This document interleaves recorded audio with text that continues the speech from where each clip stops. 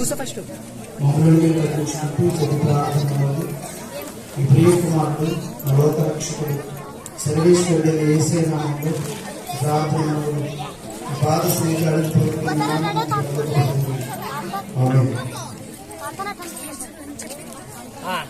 కూడి వచ్చినటువంటి దేవుని పిల్లలు అందరికీ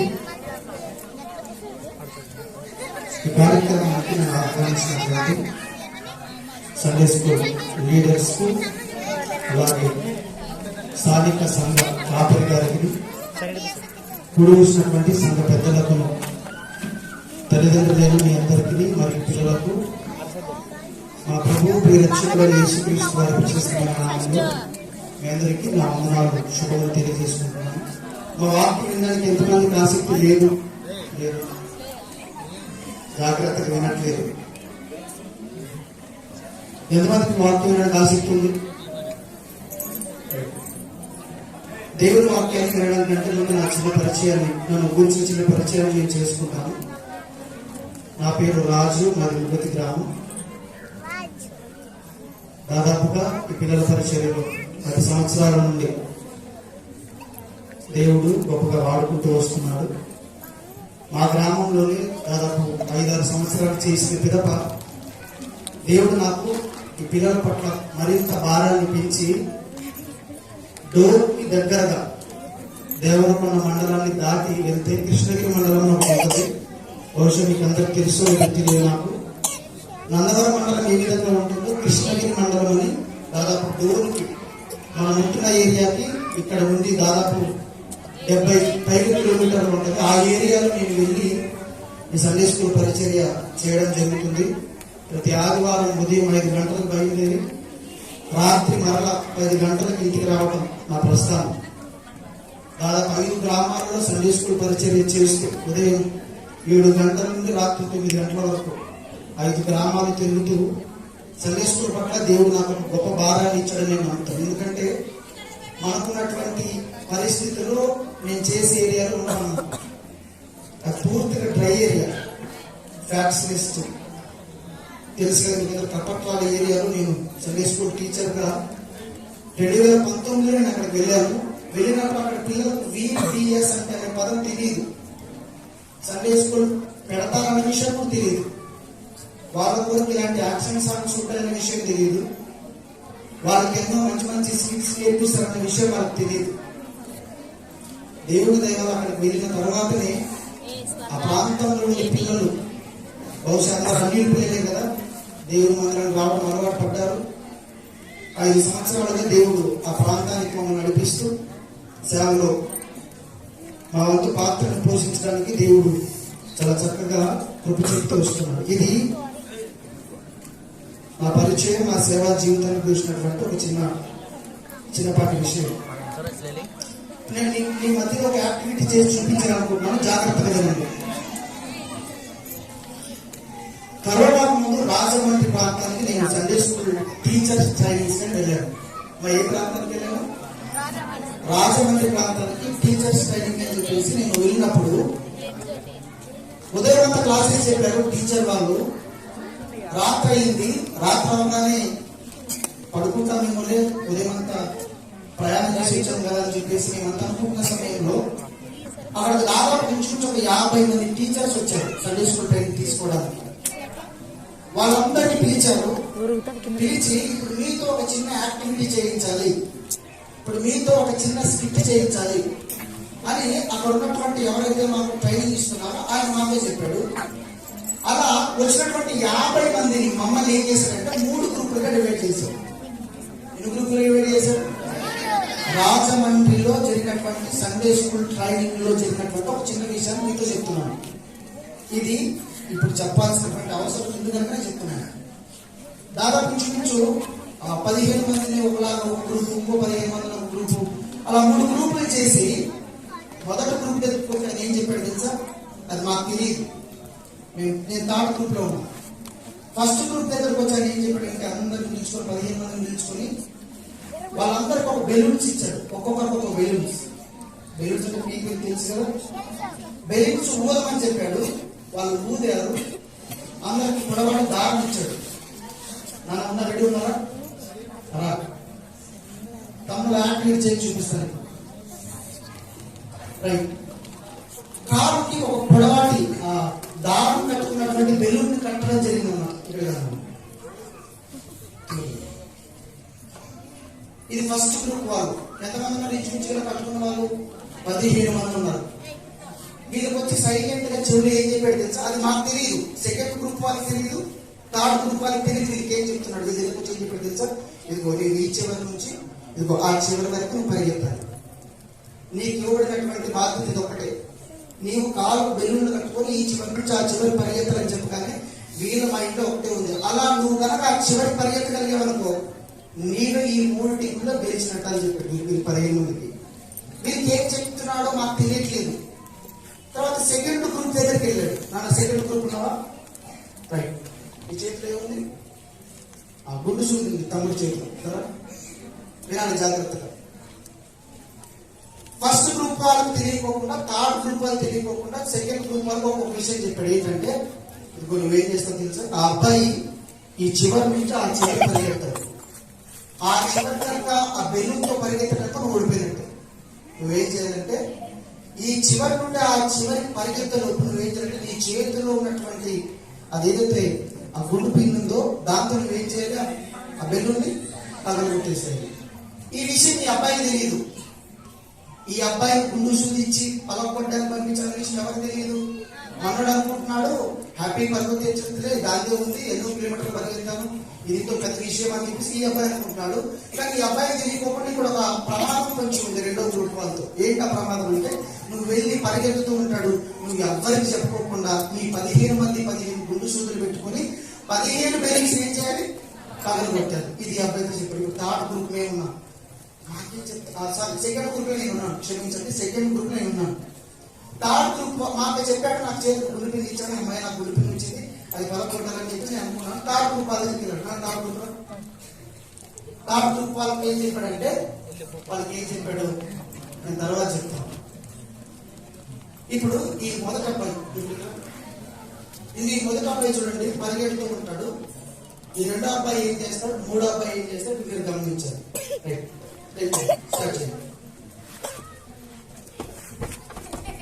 రైట్. మీకు అర్థమైంది ఏం చేశాడు? మూడో అబ్బాయి ఏం చేశాడు? మూడో అబ్బాయి పట్టుకున్నాడు. మీరు కూర్చున్నాడు. Thank you. అక్కడ ఎవరు కూర్చుంది? గుండుకి ఎవరి దగ్గర ఉంది? రెడీ 1 2 3 అని చెప్పారు. వాళ్ళు పరిగెడుతూ ఉంటారు. నా మనసు ఒకటే కలిసింది, ఎలాగైనా సరే గేమ్లో మీదే గెలవాలి. 15 మంది మాట్లాడుకున్నాం, ఎలాగైనా సరే ఆ గుండు కింది ఆ బెలూన్ పగలగొడితే వాళ్ళ శబ్దానికే ఓడిపోవాలి అని చెప్పి మేమంతా బాగా కసిగా ఉన్నాం. పిన్నులు ఒకవేళ కాలికేలకు వచ్చేద్దాం, కనీసం ఆ గుండు కింద కూర్చోకపోయేదాం సాటిస్ఫైడ్ అని చెప్పేసి మేమంతా చాలా హుషారుగా ఉన్నాం. నాకు తెలియదు మూడో వ్యక్తి నన్ను అడ్డుపడాలని పోసుకుంటారు విషయం. మీకు అర్థమవుతుంది నేను చెప్పేది. మూడో వ్యక్తికి వెళ్ళి చెప్పాడు, ఇదిగో ఆ అబ్బాయి పరిగెడుతూ ఉంటాడు, నువ్వు వెళ్ళి గుండు పిన్నుతో దాన్ని కూర్చాలి. నీవు గెలవాలంటే ఇదిగో ఆ గుండు పిన్ని దేని తగలకూడదు, నువ్వు దాన్ని ప్రొటెక్షన్ చేయాలి, నువ్వు ఆ అబ్బాయిని అడ్డుకోవాలి, ఆ అబ్బాయిని ఎట్టి పరిస్థితుల్లో ఆ బెలూన్ దగ్గర వెళ్ళకూడదు అని చెప్పేసి మూడో వ్యక్తికి చెప్పాడు. నేనేమో బాగా కష్టం ఉన్నాను. కష్టం ఉన్న తర్వాత నాకు అనిపించింది ఇంకా ఈజీగా వెళ్ళిపోతాను, కొట్టేస్తాను అని చెప్పేసి బిజీ చేశాడు. 15 మంది పరిగెత్తారు. ఇంకా చూసుకో, అది చిలుక వెంట చిలుకపులు పడినట్టు మేము పరిగెడుతున్నాం. కింద కాలు వెంట చూసుకుంటూ ఎగురుతున్నాం. అట్లే ఎగురుతుంటే మధ్యలో 15 మంది మాకు అడుగు వచ్చేసారు. మైండ్ బ్లాక్ అయిపోయింది. ఈయనగానే మా మమ్మల్ని పట్టడానికి వస్తున్నారు, మేమేమో గెలవాలి, వాళ్ళు అక్కడికి వెళ్ళకూడదు. ఈ మనల్ని వాళ్ళు వచ్చి మమ్మల్ని ఏం చేసినప్పుడు ఎట్ట అవతల పడేశారు 15 మంది వచ్చేసి. అప్పుడు నాకు అనిపించింది, ఈ గేమ్లో ఓడిపోయాను. ఇంత కసి నాకు నాలో ఉండే కసి అంటే ఇప్పుడు ఎవరు అడ్డుకున్నారు? ఇదిగో ఈ 15 మంది అని చెప్పేసి మేమంతా చాలా డిసప్పాయింట్ లో ఉన్నాం. కొంతమంది బెలూన్స్ పగలగొట్టేశారు, కొంతమంది సేఫ్ అక్కడికి వెళ్ళిపోయారు, మరో కొంతమంది చాలా హడావిడిగా వచ్చి ఆ 15 మంది అడ్డుకుని చేశారు. మొత్తానికి సభ మొత్తం ముగిసింది. కొంతమంది ఎగిరి కింద పడ్డారు, కొంతమంది దెబ్బ తగిలాయి. ఆ అడ్డుకుంటుంటే తోసుపడుకుంటుంటే ప్లాన్ అయిపోయిన తర్వాత 50 మంది కూర్చోబెట్టారు. ఏం చెప్పాడు తెలుసా? అది ఎప్పటికీ నేను మర్చిపోలేను. ఆ 50 మంది ఏం చెప్పాడంటే, ఇదిగో మీకు తెలియకోకుండా మీకు ఒక విషయాన్ని నేను ఇక్కడ చెప్తాను, జాగ్రత్తగా వినండి. ఇదిగో ఎవరైతే మొదట కారు బెలూన్ కట్టుకున్నారో ఇదిగో ఆ అబ్బాయి ఎవరో తెలుసా? దేవుడు ప్రతి తల్లిదండ్రులకు ఇచ్చినటువంటి ప్రతి చిన్న పిల్లోడు, చిన్న పాప. సంతానం లేదు, పెళ్లి 20 సంవత్సరాలు 30 సంవత్సరాలు అయిందని చెప్పేసి చాలా మంది హాస్పిటల్ తిరిగే వాళ్ళు ఎంతో మంది ఉన్నారు ఈరోజు. కానీ పెళ్ళైన మొదటి సంవత్సరాలకి 2వ సంవత్సరాలకి గర్భఫలం దేవుడిచ్చు బహుమానం అని నమ్మి దేవుడు ఇంతమంది పిల్లలు ఇచ్చారు కదా. ఇదిగో ఈ ఇంతమంది పిల్లలే ఇదిగో కాళ్ళకు కట్టుకున్నటువంటి బెలూన్స్. వారు పరిగెడుతూ ఉంటారు. ఇదిగో వెనకాల శత్రువు ఒకడు ఉంటాడు, వాడే విరోధైనటువంటి సాతాను. చిన్నపిల్లల్ని ఎప్పుడెప్పుడు వాళ్ళ జీవితాలను పాడు చేద్దామని, ఎప్పుడెప్పుడు వాళ్ళ జీవితాలని నిత్య నరకానికి తీసుకెళ్దామని చెప్పేసి అనుక్షణం గవర్నమెంట్ ఆఫీసర్ 8 గంటలు డ్యూటీ చేస్తాడు. ఒక ప్రైవేట్ ఎంప్లాయీ దాదాపు 10 గంటల నుంచి 12 గంటల వరకు డ్యూటీ చేస్తాడు. కానీ చిన్న పిల్లల ఆత్మను నరకానికి తీసుకెళ్ళడానికి 24 అవర్స్ పనిచేస్తున్నటువంటి ఏకైక ఉద్యోగి ఎవరో తెలుసా? సాతాను. వాడి టార్గెట్ ఏంటంటే వాడి చేతిలో ఒక బాణం ఉంది. ఆ బాణం తీసుకెళ్లి చిన్న పిల్లల జీవితాలు ఏం చేయాలి? నాశనం చేయాలి. పరిగెడుతూ ఉన్నాడు. పరిగెడుతూ ఉంటే ఇదిగో ఈ మధ్యలో వచ్చారు చూసావా? ఈ మధ్యలో అటు పిల్లవాడికి ఇటు సాతానికి మధ్యలో అడ్డుకోవడానికి వచ్చినటువంటి వాళ్ళే సండే స్కూల్ టీచర్స్. చూడండి, మీకు అర్థమైంది విషయం? అర్థమైందా? ఈ మధ్యలో ఆ పిల్లాడి ప్రాణాన్ని కాపాడడానికి సాతానుకి ఎదురెదురుతున్నటువంటి వ్యక్తి ఎవరైనా ఉన్నారంటే గట్టిగా చెప్పుకోవచ్చు, అది సండే స్కూల్ టీచర్ అని. ఈ ఊళ్ళో అది ఏ ఊరైనా సరే ఎవరు వెళ్ళట్లా. సాతానుకు పోరాడి వారితో పాటు పిల్లల్ని చేతిలో పరలోకానికి తీసుకెళ్ళడానికి ఎవరు ప్రయత్నిస్తున్నారు? మధ్యలో ఎవరు ప్రయత్నించట్లా. నాకు అనిపించింది, ఎందుకు ఇంత అవసరం సండే స్కూల్ టీచర్కి? అమ్మా, ఎందుకు అవసరం? మీ పిల్లలకు వాళ్ళు నేర్పించాల్సిన అవసరం ఏముంది? మీ పిల్లలకు వాళ్ళు దేవుని మాటలు చెప్పాల్సిన అవసరం ఏముంది? మీ పిల్లలు వాళ్ళు పరలోకాన్ని నడిపించాల్సినటువంటి అవసరం ఏముంది అని నేను ఒకసారి ఆలోచన చేసుకుంటూ వస్తే దీనికి ఒక హిస్టరీ ఉంది. ఆ హిస్టరీ చెప్పి వీలైన తొందరలో 10-15 నిమిషాలు నేను ముగిస్తాను, జాగ్రత్తగా వినండి. ఎందుకు ఈ సండే స్కూల్ టీచర్ అడ్డుపడాల్సినటువంటి అవసరం ఏముందంటే, అది ఇంగ్లాండ్ దేశంలో ప్రారంభమైనటువంటి విప్లవం. ఇంగ్లాండ్ దేశంలో పిల్లల జాగ్రత్తగా 1736వ సంవత్సరంలో సెప్టెంబర్ 14వ తారీఖున రాబర్ట్ రైట్స్ అనే వ్యక్తి ఇంగ్లాండ్ దేశంలో జన్మించాడు. ఏం పేరు ఆయన పేరు? ప్రతి సండే స్కూల్ టీచర్ కి, ప్రతి సండే స్కూల్ పిల్లాడికి, సంఘంలో ఉండే ప్రతి విద్యార్థికి, సంఘంలో ఉండే ప్రతి మహిళకి తెలియాల్సినటువంటి వ్యక్తి ఎవరో కాదు, ఆయన పేరే Robert rights. Robert rights England దేశంలో జన్మించాడు. అది 17వ శతాబ్దంలో జన్మించాడు.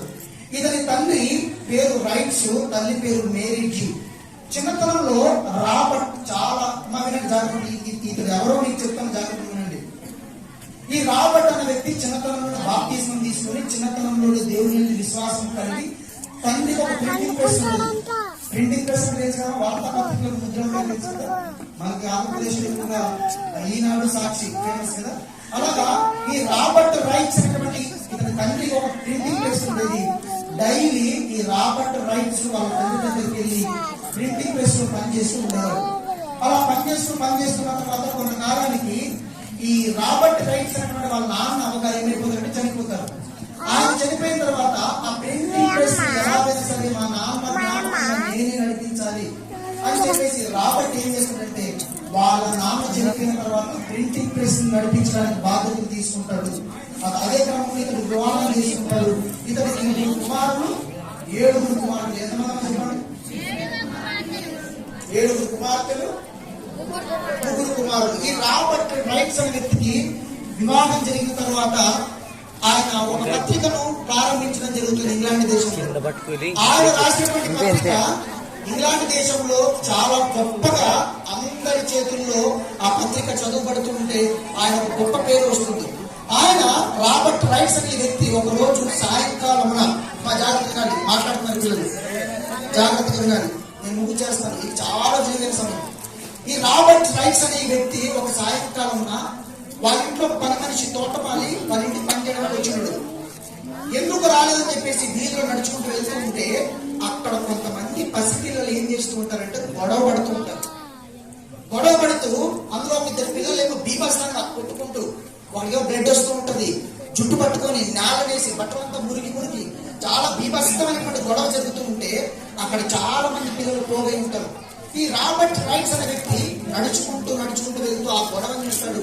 ఆ గొడవ దగ్గరికి వెళ్ళి పిల్లల దగ్గరికి వెళ్ళి ఆ పిల్లల్ని మందలించి, ఎవరు మీరు ఇక్కడ ఏం చేస్తున్నారు, ఇక్కడ ఎందుకు గొడవ పడుతున్నారు, అసలు మీరు ఎవరు అని చెప్పేసి వాళ్ళు అడిగితే ఆ పిల్లలు అక్కడి నుంచి పారిపోతారు.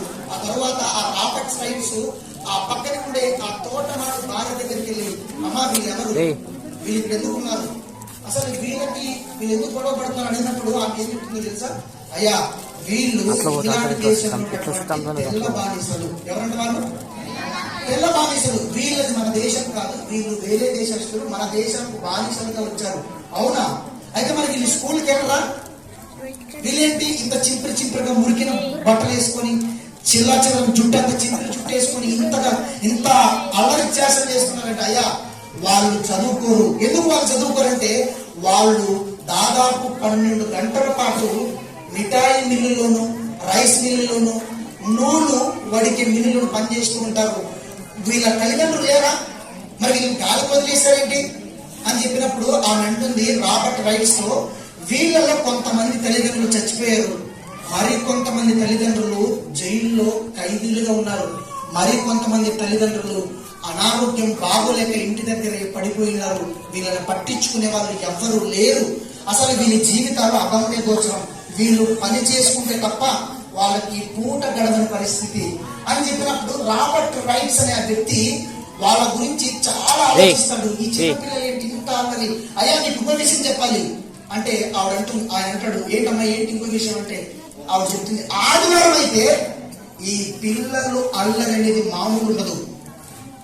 ఈ పిల్లలు గొడవ పడితే పోలీసులే వచ్చి ఈ పిల్లల్ని విడిపిస్తారు అని చెప్పగానే రాబర్ట్ రైట్స్ అనే వ్యక్తికి మనసులో ఒక ఆలోచన వస్తుంది, ఈ పిల్లల్ని ఎలాగైనా సరే ఏదో ఒకటి చేయాలని చెప్పేసి తన ఫ్రెండ్ థామస్ దగ్గరికి వెళ్ళి, అరే థామస్, వీధిలో చాలా మంది పిల్లలు ఉన్నారు, వాళ్ళు బట్టలు లేని వాళ్ళు, సరైన తిండి లేని వాళ్ళు, వీళ్ళకి ఏదో ఒకటి చేయాలి, వాళ్ళు స్కూల్కి వెళ్ళాలంట, అక్షరాలు నేర్చుకోవాలంట, ఆపరేటింగ్ రాయరు, ఎగ్జామ్స్ రాయరు, వాళ్ళకి అవేమి తెలియవు అని చెప్పినప్పుడు ఆ థామస్ అంటాడు, ఏంటి పిల్లల కోసం స్కూలా, ఇప్పుడు పెడతాం ఏంటన్నప్పుడు సండే అయితే బాగుంటుంది అని చెప్పేసి ఆ రాబర్ట్ రైట్స్ అన్నప్పుడు థామస్ అంటాడు, ఏంటి సండే స్కూలా, సండే రోజు స్కూలా, అది వర్కౌట్ అవుతుందా, పెడితే నడుస్తుందా అన్నప్పుడు, ఎలాగైనా సరే మనం ఏం చేద్దామంటే రేపు సండే పిల్లలందరికీ చెబుదాం, సండే రోజు స్కూల్ ఉంటుంది, ఆ స్కూల్కి వచ్చిన వాళ్ళకు చిన్న గిఫ్ట్లు ఇస్తారు అని చెప్పినప్పుడు ఫస్ట్ టైం 1917-18లో 1780 సంవత్సరంలో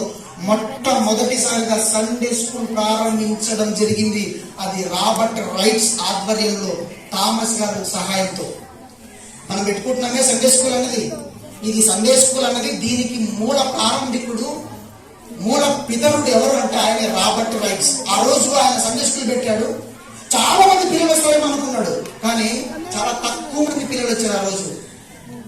రాబర్ట్ రైట్స్ అర్థం కాలేదు, ఎందుకు చాలా మంది పిల్లలు మనం అందరికీ చెప్పడానికి ఎందుకు రాలేదు అన్నప్పుడు వాళ్ళు ఒక అమ్మాయి వచ్చి ఏం చెప్తుంది తెలుసా, ఏమండి చాలా మంది పిల్లలు ఎందుకు రావట్లేదు తెలుసా సండే స్కూల్కి, వాళ్ళ దగ్గర సరైన బట్టలు లేవు, మురికి బట్టలు, వాళ్ళకి స్నానం చేయడానికి సరైన వసతులు లేవు, ఆ చింపిరి బట్టలతో మురికి బట్టలతో సండే స్కూల్కి వస్తే చూసే పిల్లలు ఏమనుకుంటారని చెప్పేసి చాలా మంది పిల్లలు రాలేదని చెప్పినప్పుడు ఆయన అనుకుంటాడు, సరే వచ్చేవాళ్ళు మీరు ఏం చేయాలంటే జస్ట్ కాళ్ళు చేతులు మొహం కడుక్కొని తల దూకుని రండి అని చెప్పినప్పుడు పిల్లలు ఆ తరువాత ఆ మరుసటి వారం చాలా మంది పిల్లలు వస్తారు.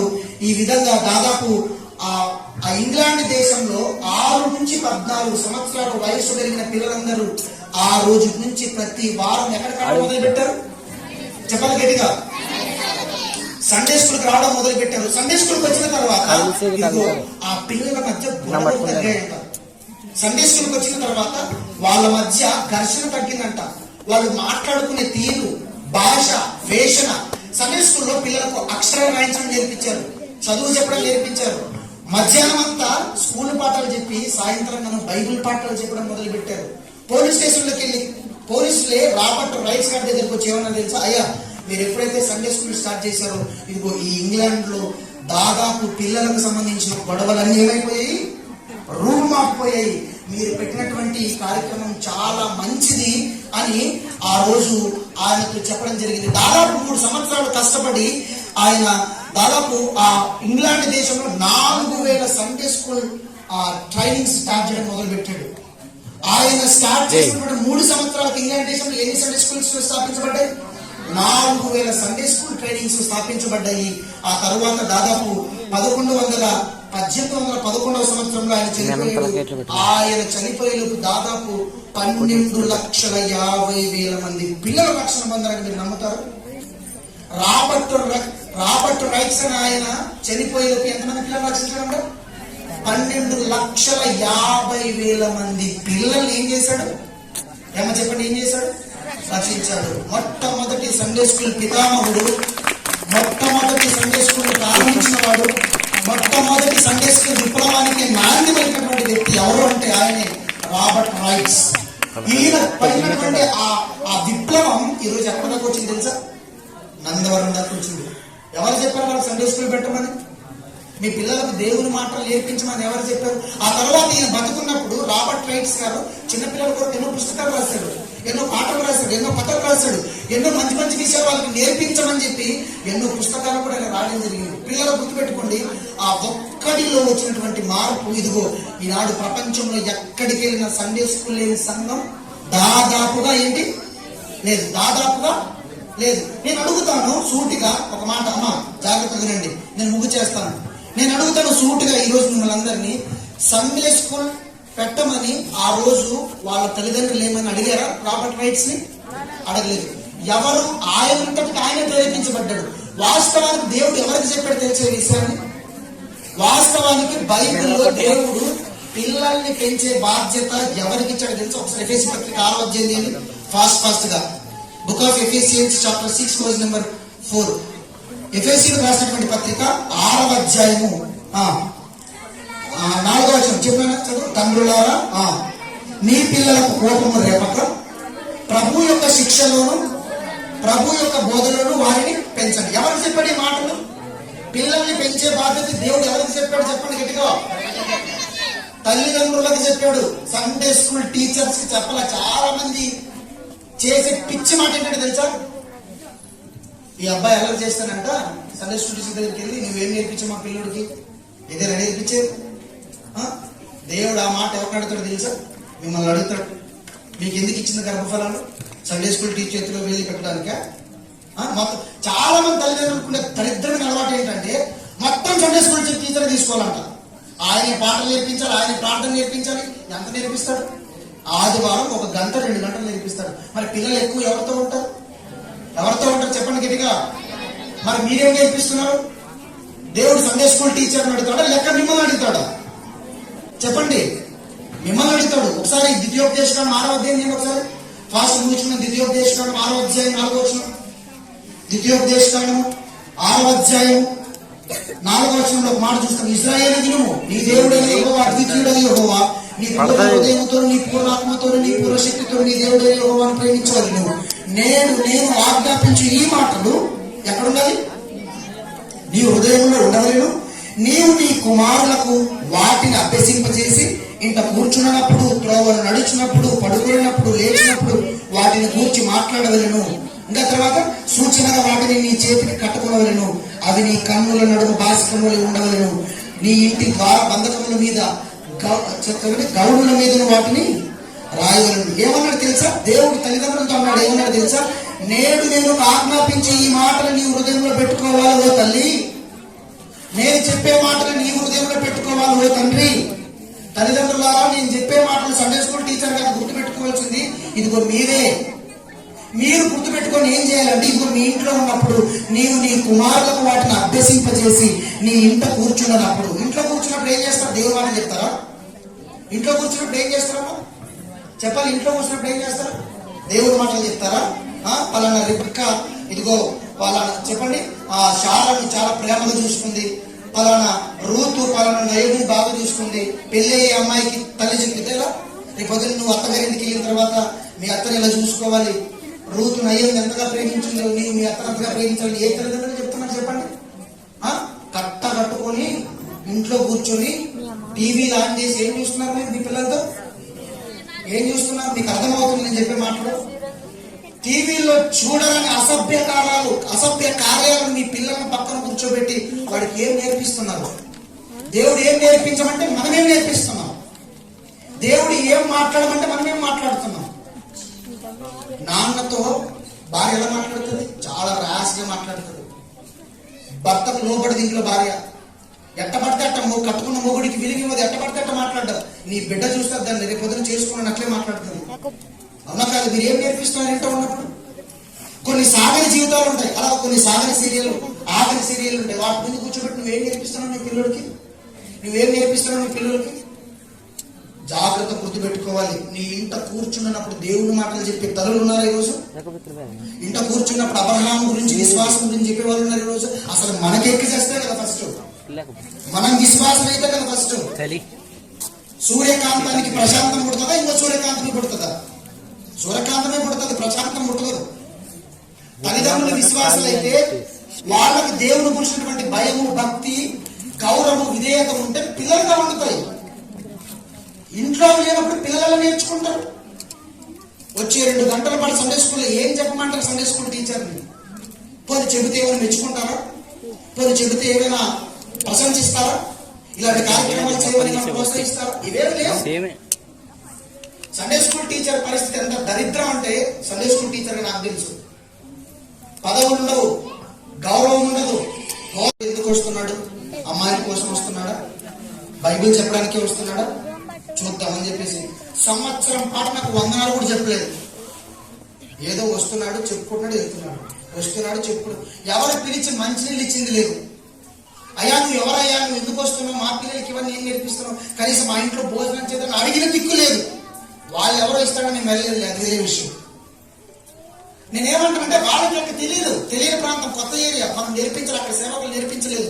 కారణం ఏంటంటే అక్కడ అంత డెవలప్మెంట్ లేదు. మరి ఇక్కడ మన సంఘాల్లో ఏ ఈవెంట్లు జరగాలన్నా, ఏ కార్యక్రమాలు జరగాలన్నా నీ పిల్లలను చక్కగా నేర్పించాలన్నా, రెడీ చేయాలి, ఏమి చేయాలన్నా ఖర్చుతో కూడుకున్నావు కదా. మరి ఎంతమంది సండే స్కూల్ సపోర్ట్ చేసేవారు ఉన్నారు?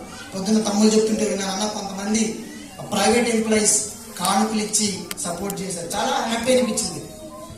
పిల్లల పరిచయకి ఇచ్చే వాళ్ళు చాలా తక్కువ అండి. మీరు ఏమని అనుకోండి ఇలా అంటున్నానని చెప్పేసి. పిల్లలు అంటే ఏంటో తెలుసా? పెళ్లిలో భోజనం రోజుకు వెళ్ళి పెళ్లిలో భోజనాల దగ్గర కూడా పిల్లలకు స్థానం ఉంటుంది. ఎక్కడ చూసినా తృణీకరింపబడుతున్నది ఎవరో తెలుసా? పిల్లలే. పిల్లలు కావాలి కావాలి కావాలి కావాలి అడిగేది మీరే, ఇచ్చిన తర్వాత గాలి వదిలేసేది మనమే. వాళ్ళ బాధ్యతలు చూసుకునేది. స్కూల్కి వెళ్ళడానికి, ఎలిమెంటరీ స్కూల్కి వెళ్ళడానికి ఎన్ని నోట్ పుస్తకాలు కొనిచ్చాం? ఎలిమెంటరీ స్కూల్కి వెళ్ళడానికి నీ పిల్లలకి ఎన్ని స్లేట్ కొనిచ్చాం? ఎన్ని పెళ్లి కొనిచ్చారు? మరి సండే స్కూల్కి వెళ్ళి ఒక చిన్న నోట్ బుక్ కొనిచ్చారు మీరు?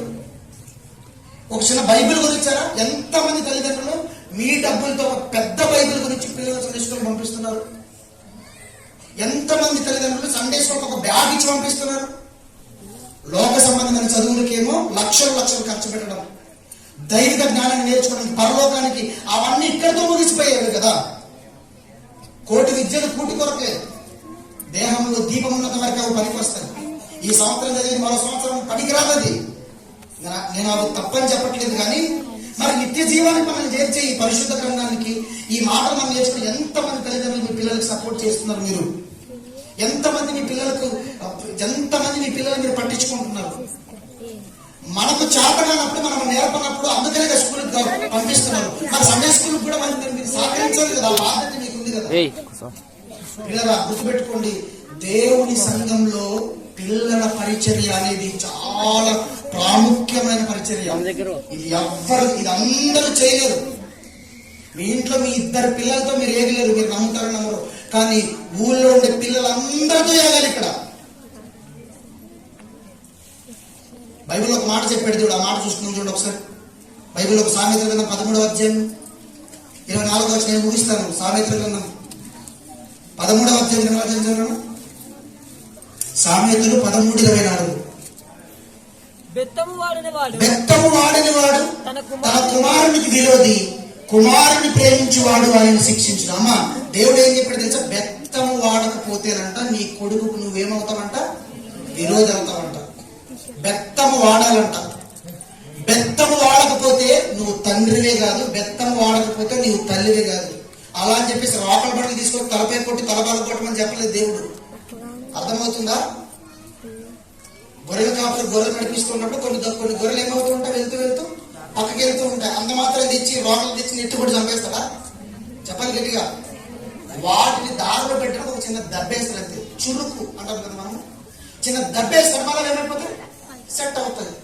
కొంతమంది ఏం చేస్తారంటే ఇంటి దగ్గర గారాబం, పిల్లలు మరి ఎందుకు గారాబం చేస్తారు నాకు అర్థం కాదండి. గారాబం చేయడం వల్ల 100% పిల్లలు చెడిపోతారు. తప్పు చేస్తున్నప్పుడు మందలించాలి. అక్కడ నువ్వు చేస్తున్న తప్పని అప్పుడు వాళ్ళకి అర్థమవుతుంది, ఇది తప్పని మా అమ్మ మందలిస్తుంది, ఇది తప్పు, మా నాన్న కోపడుతున్నాడు, ఇది తప్పేమో. మందలిస్తే లేదు. సండే స్కూల్ టీచర్స్ మందలించారనుకో, వచ్చి కంప్లైంట్ ఇది మా పిల్లలు కొడుతున్నావు అంట. నువ్వు పాఠాలు చెప్పి పంపించామా లేకపోతే నిన్ను కొట్టడానికి పంపించామా? సండే స్కూల్లో మా పిల్లలు నువ్వు దేవుడు వాక్యాలు చెప్పి కొడుతున్నావు ఏంటి? మరి ఏం చేయాలి? వాడు కుదురు కూర్చోడు, 10 మందితో కొట్లాడతాడు, పాటలు నేర్చుకోడు. ఈరోజు చూసాక పిల్లల పరిస్థితి ఉదయం అంతా అదే. ఉదయం 10 గంటలకు వచ్చి సాయంత్రం 5 గంటల వరకు పిల్లలతో చూసాం కదా. పిల్లల పరిస్థితి అలాగే ఉంటుంది. పిల్లలంటేనే అల్లరి, తప్పు కాదు. నేను పిల్లలు అల్లరి తప్పని చెప్పట్లేదు. పిల్లలంటే అల్లరి. వాటిని సరిచేయడానికి అప్పుడప్పుడు బెత్తం నడవలసి వస్తుంది. దానికి మీరు సహకరించాలి. అవకాశం దొరికింది కదా అని చెప్పేసి ఒళ్ళంతా వీపులు భర్తలు కొట్టమని దేవుడు చెప్పలే. చిన్న దెబ్బ వేయాలి, చురుకేయాలి, దారి తప్పిపోకుండా ఉండడానికి, సరైన త్రోవలో ఉండడానికి. ఇది తల్లిదండ్రులు చేయరు, చేసేవాళ్ళు చేయను.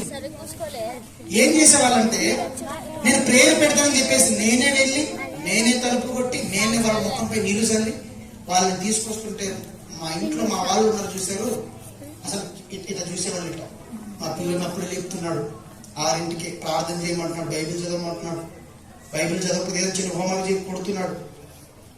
నేను కాస్త ఓపిక పట్టా, ఇదేం బాగోలేదు అని చెప్పేసి ఒక 2-3 నెలలు గ్యాప్ ఇచ్చాను.